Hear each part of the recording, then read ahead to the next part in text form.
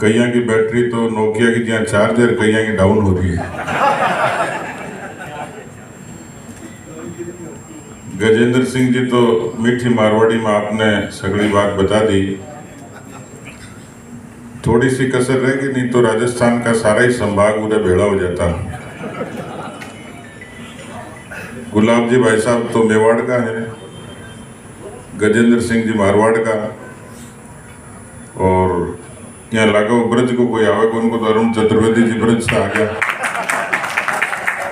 और मेरी सरकार मिली जुली है, मैं शेखावाटी को भी हूँ, बीकाने को भी हूँ, ढूंढाड़ को भी हूँ। सोनलाल जी कडेल मारी तारीफ कर रहा कि पूनिया जी मैंने जाता ही पिछाड़ ली और मारो भाषण करायो, तो आगे राजी होने को बात समझ में आ गई कि कोई आदमी को आता ही भाषण करवा दे तो मैं बड़ा राजी हुए। तो सोनलाल जी बेमस मेरे को राजी है। हमारे घर आया तो वो मीटिंग चल रही है, मैंने दूर दिखा, मैंने कहा कटेल जी आओ, तुम्हारी एरिया की मीटिंग चल रही है। कटेल जी ने श्रोता चाहिए, मैंने कोई वक्ता चाहिए, हमारो काम निकल कर कटेल साहब राजी होते। तो देखो अब ज्यादा लंबी चौड़ी बात कहने की तो आवश्यकता को नहीं, क्योंकि गुलाब जी भाई साहब भी पूरी बात कह दी और गजेंद्र सिंह जी भी कह दी, अरुण चतुर्वेदी जी भी कह दी। मान तो एक वो दृश्य याद आ रही है कि एक कोई सभा आई और थारे जैसा प्रबुद्ध आदमी आ बाता बाता पर तालियां बजा रहा, वो बेरो कौन पड़ रहे हो, ताली भाषण पर बजा रहे हैं कि बैठाने खातर बजा रहे हैं। तो बड़ी देर होगी भाषण देता देता, तो पीछे एक आदमी लठ लेके खड़े हुए, तो भाषण देनी है, देखो इतनी देर तो ठीक चल रही, अब की गड़बड़ दिखे। तो वो नेता आपको भाषण रोक के मैंने पूछो भाई बात क्या है, तो बोले ठाड़ा, बोले बात की कोने, तू तेरा भाषण दिया था, मैं तो बहन ढूंढने लग गया जगह तेने बुलाए हुए, तो मन तो कडेल जी बुलाए हुए, तो कोई कसर पूरी करनी हो डांस में कर ली हो। तो देखो बड़ो बढ़िया काम है प्रदेश में, दिसावर में सब लोग आपके परिश्रम से पूरा पहचान बनाई। लेकिन जका हमारा सीनियर वक्ता जो बात कही बार बार कि कई बच्चा को जन्म तो तेलंगाना में हुए है और बान कोई पड़दादा को नाम पूछ ले तो संकट खड़े हो जाए। तो सबसे बड़ो संकट तो वही है कि आपकी बोली, आपकी भाषा, आपकी संस्कृति और आपकी अपनायत आप प्रदेश की धरती पर भी बनी रहे, तो मन लागे सबसे बड़ो धर्म तो वही है। दूसरी बात, जन्मभूमि और कर्म भूमि के बीच को एक संतुलन भी जरूरी है।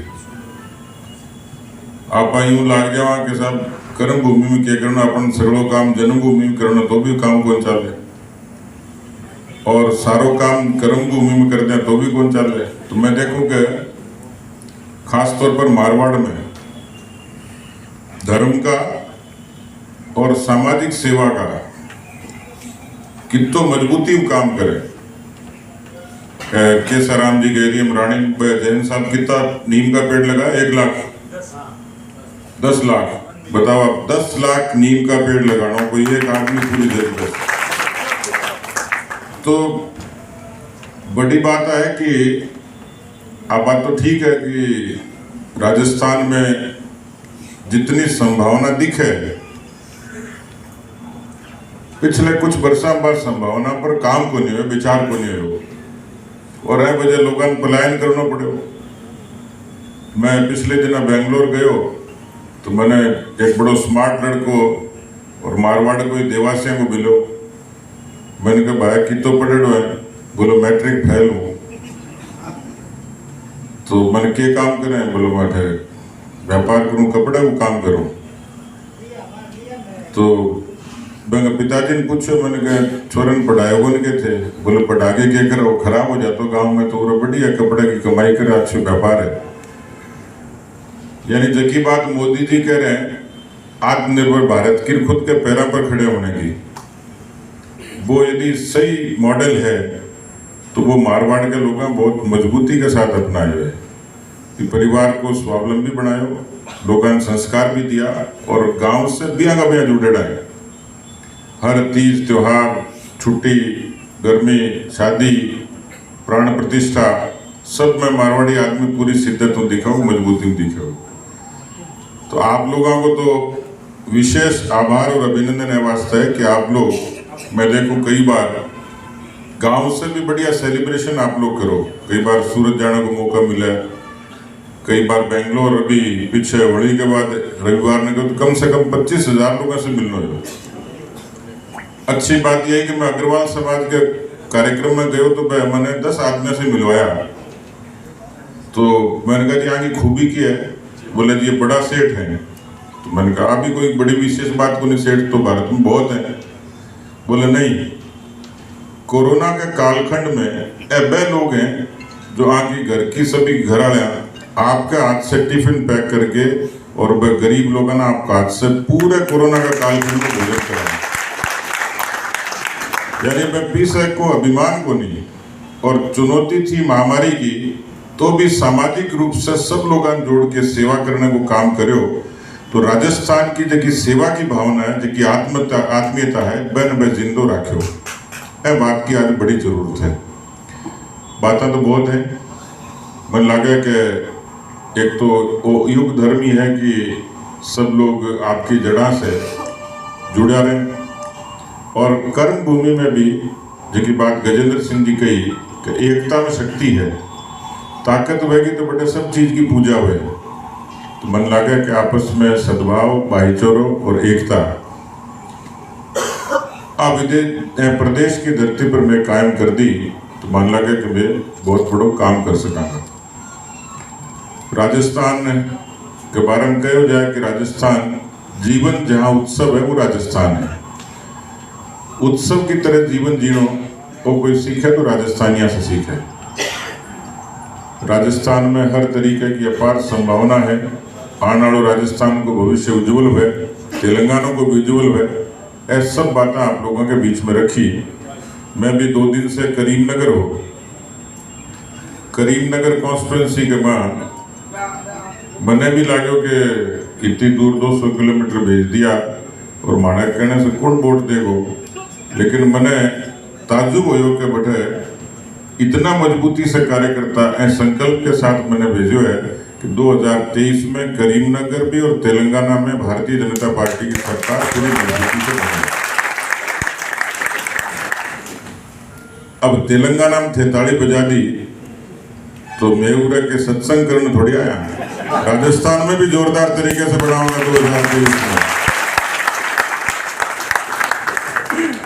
और जब तेलंगाना और राजस्थान में 23 में सरकार बन जाएगी तो 24 में मोदी जी तो और जोरदार धूमधाम से आएंगे। दुनिया की कोई ताकत कौन रोक सकती। अटक बहुत बड़ी संख्या में नौजवान हैं, बुजुर्ग तो हैं, परंतु मैं प्रणाम करूं ही हूं, लेकिन बड़ी संख्या में नौजवान हैं। और स्वाभाविक है बहुत लोग व्यापारी करता होगा,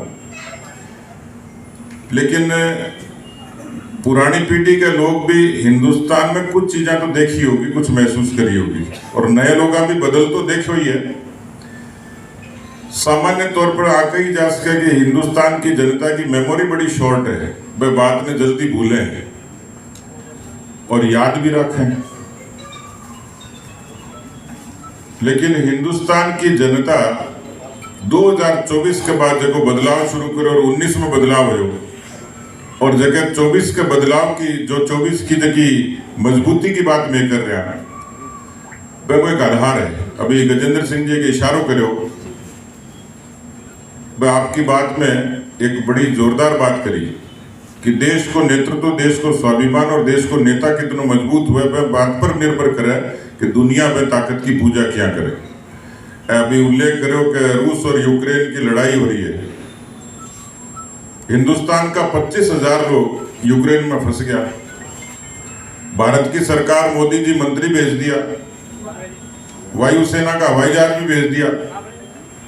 हमारे खुद के क्षेत्र का मेडिकल का स्टूडेंट वह भी फंस गया। बागा माँ बाप मन्ने फोन करे कि जी यूक्रेन से हमारे टाबरान ले आओ। अब मैं यूक्रेन से मैं टाबरान लिया तो फिर मोदी जी की जगह मैं ही हो जाता। तुम्हारी कट क्षमता ही मैं फोन फान करता, पे मेल कर देता, टेलीफोन करता, चिंता कर लेता, मैं आगलन तसल्ली दे देता। दुनिया में चमत्कार से कम को नहीं मित्रों। 25 का 25,000 लोग इतने भीषण युद्ध के बीच में वापस आ गया सुरक्षित। और हमारे क्षेत्र को अभी ताली में थोड़ा वक्त मैं बताऊं कभी से, हमारे क्षेत्र को मेडिकल स्टूडेंट कहीं रह गए फंस गया। तो मैं वापस आया जबान पूछो कि भाई हवाई जहाज पहुंच गया, मंत्री पहुंच गया, पर थे रोमानिया, हंगरी और पोलैंड की सीमा पर तो था नहीं आनो, क्यों आया? तो बोला जी एक बार तो लागो गठे ही मरा और बंकर में छुपेड़ा। बाद में सगड़ा छोरा मीटिंग करी कि क्या चला, तो एक कपड़ा को टुकड़ो लियो सफेद, वह पर तिरंगो बनायो और वो तिरंगो लेके जो सड़क पर निकला तो मैं एक चमत्कार देखो कि रूस की बमबारी बंद होगी, यूक्रेन की गोलीबारी बंद होगी, मैं सुरक्षित 25 का 25,000 लोग सीमा पर।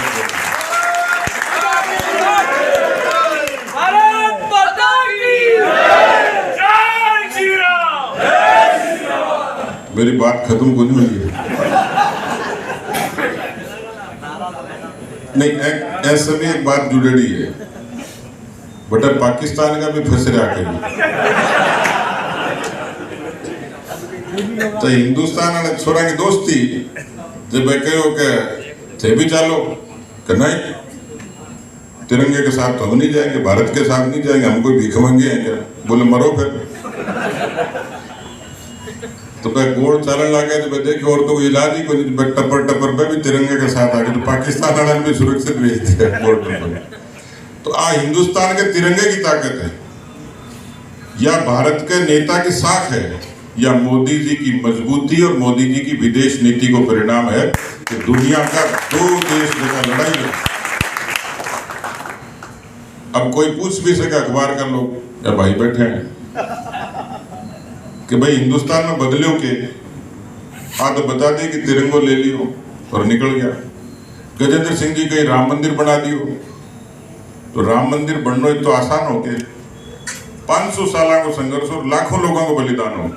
और मैं बात सौभाग्यशाली लोग हूँ कि दोनों बार की कार सेवा में जाने को मौका मिले और कदे जिंदगी में उम्मीद को नहीं की कि राम मंदिर कदे बनेगा।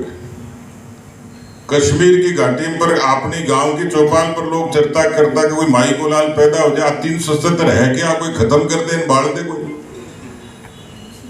तिरंगो जलाता अपने लाल चौक पर, चुनौती और देता कोई माई को लाल आके फहरा के तो दिखावे। और वो माई को लाल अमित शाह जी हा जगह आ कहो कि जिंदगी चली जाएगी लेकिन 370 तो खत्म कराकर करके ही माने। वो बदल तो हिंदुस्तान है। बहुत छोटी छोटी चीजा जबकि नेहरू जी भी कौन कर सका, इंदिरा जी भी कौन करी, राजीव जी भी कौन करी, मनमोहन सिंह जी भी कौन करी। देश के लोगों का 107 करोड़ बैंक अकाउंट है। मोदी जी के आने के बाद और वैसे पहले की स्थिति आई कि कोई विधवा आपकी पेंशन वास्ते जाती तो आधो टाइम तो रोने में निकल जाती कि मेरी पेंशन कोई खा गयो। कोई दिव्यांग जातो तो वह की छात्रवृत्ति खा गयो, और कोई स्टूडेंट की, कोई विद्यार्थी की छात्रवृत्ति वो खा गयो। नरेगा का मजदूर भी बाहर गालता घूमता।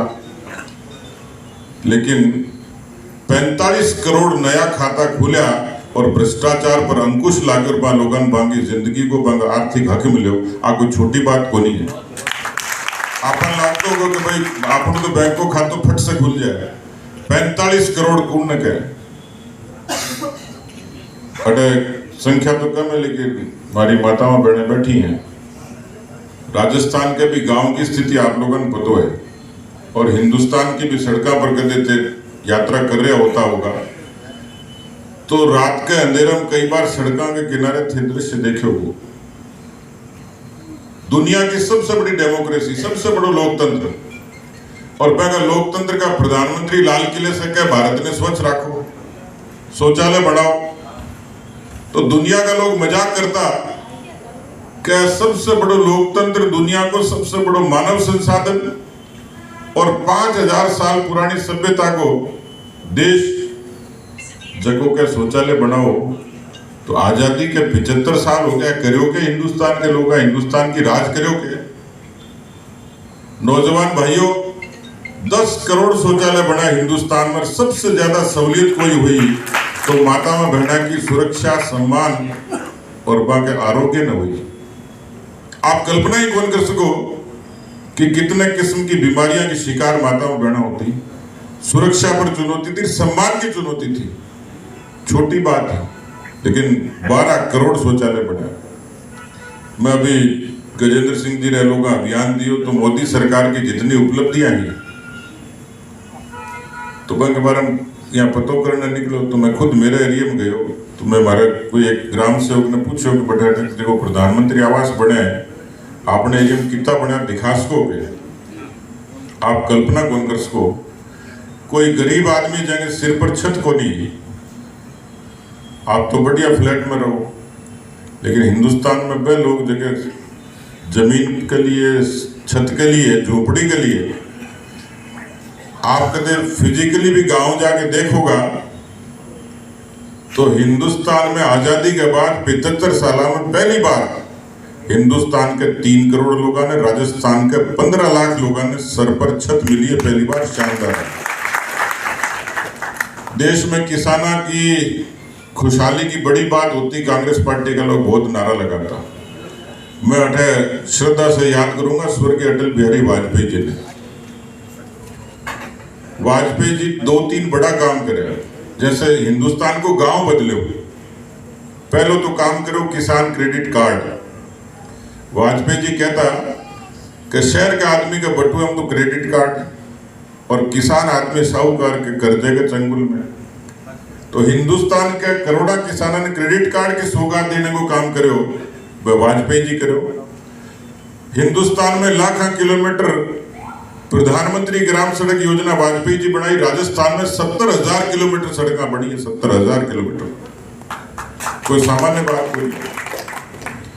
तो वो बदल तो भारत है, लेकिन अभी थे बिना मास्क के बैठे हो और एकदम चिप के बैठे हो।